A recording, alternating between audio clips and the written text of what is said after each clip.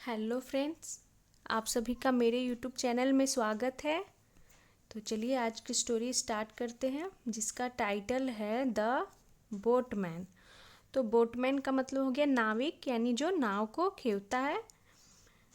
Princess Lily had to go across the river, यानी राजकुमारी lily को हैड टू गो यानी कि जाना था, अक्रॉस द रिवर यानी कि नदी के पार।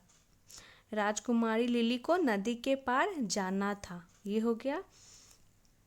There was a boat but there was no boatman. तो यहाँ पे हो गया कि देयर वाज अ बोट, एक बोट थी यानी कि नाव थी। वाज पास्ट को दिखा रहा है, देयर यहाँ पे इंट्रोडक्टरी वर्ड हो गया, सेंटेंस को पूरा करने के लिए केवल यूज किया गया है। But there was no boatman, लेकिन कोई भी बोटमैन यानी कि नाविक नहीं था, ये हो गया। तो यहाँ पर भी देयर जैसे यहाँ यूज किया गया इंट्रोडक्टरी वर्ड के रूप में, तो सेम यहाँ पर भी वैसे ही यूज किया गया है, यानी कि कोई भी बोटमैन नहीं था, नाविक नहीं था। इन साइट, साइट यानी कि नज़र में, यानी कि वहाँ पे कोई भी ये बोटमैन नज़र नहीं आ रहा था, कोई भी बोटमैन नहीं था। Come and sit princess said a voice, come and sit आओ और बैठो, राजकुमारी सेड कहा, से का पास्ट सेड, अ वॉइस एक आवाज़ ने कहा। तो एक आवाज़ आई कि कम एंड सिट प्रिंसेस यानी आओ और बैठो राजकुमारी। I will ferry you across, तो यहाँ पे आई विल का कॉन्ट्रैक्शन हो गया आइल, यानी कि आई विल फेरी यू तुम्हें अक्रॉस। तो इसका मतलब हो गया फेरी, मतलब होता है कि नाव से ले जाना। फेरी का मतलब हो गया नाव से पार ले जाना। तो वो बोलता है कि मैं तुम्हें ले जाऊंगा, अक्रॉस यानी कि पार, तो मैं तुम्हें नाव से ले जाऊंगा, ये उसने उस वॉइस ने कहा। And when she sat in the boat the invisible boatman was rowing it, जब सी सैट वह बैठी, तो सी फीमेल को दिखाता है एक के लिए, तो सी सैट वह बैठ गई। सी की सेकेंड सॉरी सी नहीं सिट, सिट की सेकेंड फॉर्म हो गई सैट, यानी वो बैठ गए इन द बोट, कहाँ पे, तो बोट में। द इनविजिबल बोटमैन, तो यहाँ पे इनविजिबल का मतलब हो गया अदृश्य, यानी कि जो गायब हो ना दिखता हो। द इनविजिबल बोटमैन यानी कि एक अदृश्य, द इनविजिबल बोटमैन यानी कि उस अदृश्य, बोटमैन यानी नाविक, वाज रोइंग यानी वो क्या कर रहा था, रोइंग इट, इट यहाँ पे नाव के लिए यूज किया गया कि उसे वो नाव चला रहा था, यानी कि नाव खेवना जिसे बोलते हैं। तो रो मतलब होता है नाव खेवना, नाव को चलाना। और यहाँ पे ये पास्ट कंटिन्यूअस टेंस को दिखा रहा है कि सॉरी द नहीं, यहाँ पे दी से प्रोनाउंस करेंगे, क्योंकि इनविजिबल जब हम प्रोनाउंस करते हैं तो इसका फर्स्ट लेटर वॉवेल साउंड आता है, तो यहाँ द के बजाय हम दी प्रोनाउंस करेंगे।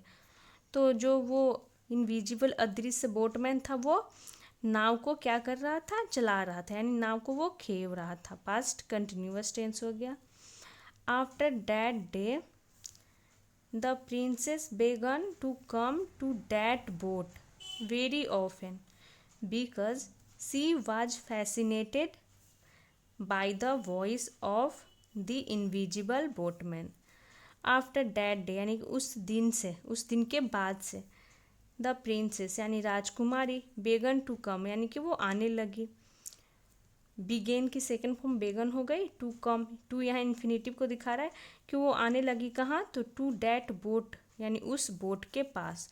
यहाँ पे टू प्रीपोजिशन है और यहाँ पे टू इन्फिनेटिव है, ये दिखा रहा है डायरेक्शन को कि वो कहाँ आने लगी, तो उस बोट के पास। और टू यहाँ पे इन्फिनेटिव हो गया, क्योंकि टू के पास, टू के साथ यहाँ पे वर्ब की फर्स्ट फॉर्म कम की है, कम की फर्स्ट फॉर्म हो गई बेस फॉर्म यानी कि, तो ये टू इन्फिनेटिव हो गया और यहाँ पे टू प्रीपोजिशन हो गया। तो वो उस बोट के पास आने लगी, वेरी ऑफन यानी कि अक्सर, बिकॉज सी वॉज फैसिनेटेड क्योंकि वो फैसिनेटेड हो गई थी, यानी कि मोहित हो गई थी, बाय द वॉइस यानी कि उस आवाज़ से, ऑफ द इनविजिबल बोटमैन, किसकी, तो उस अदृश्य नाविक के आवाज़ से वो मोहित हो गई थी राजकुमारी।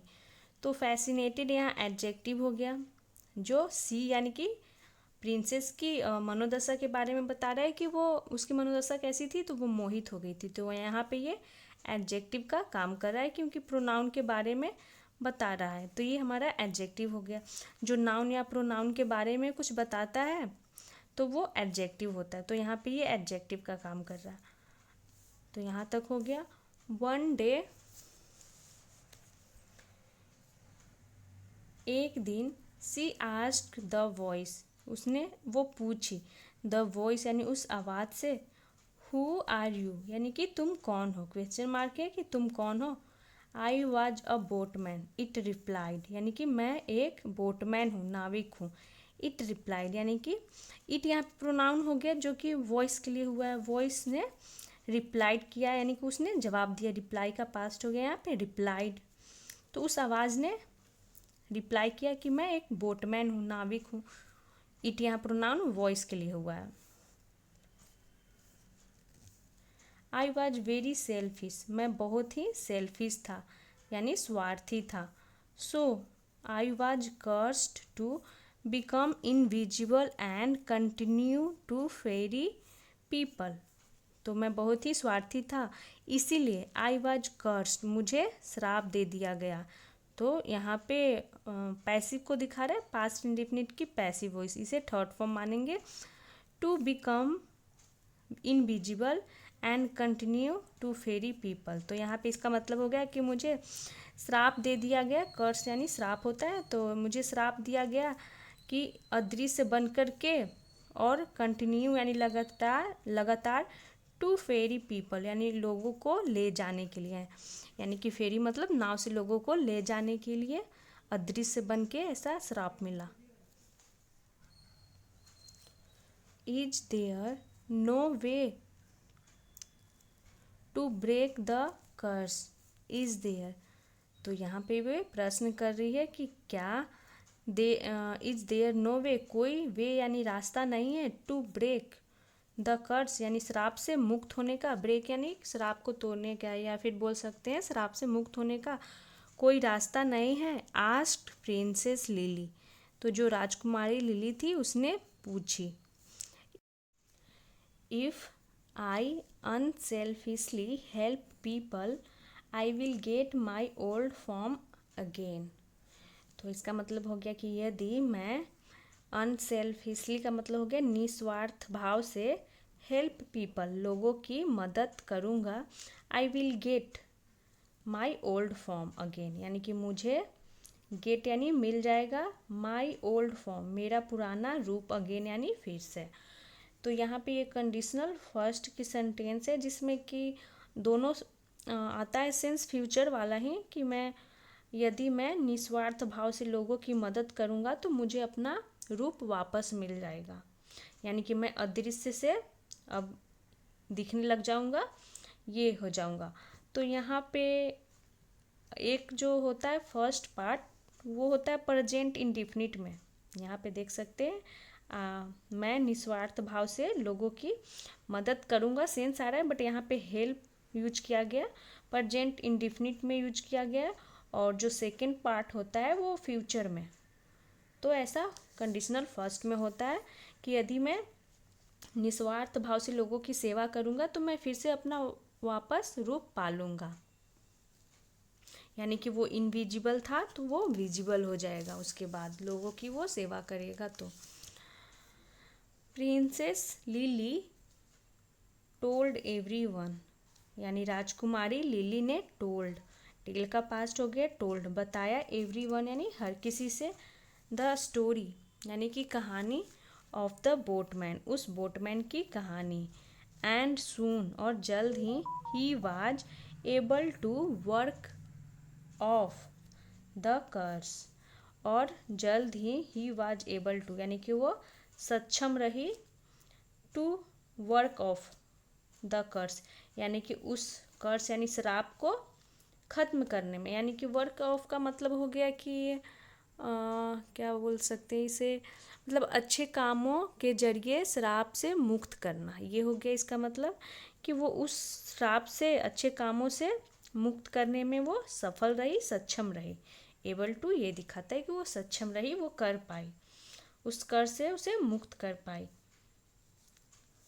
तो यहाँ पे वर्क ऑफ फ्रेजल वर्ब हो गया, जिसका मतलब होता है कि अच्छे कामों के जरिए श्राप से मुक्त करना।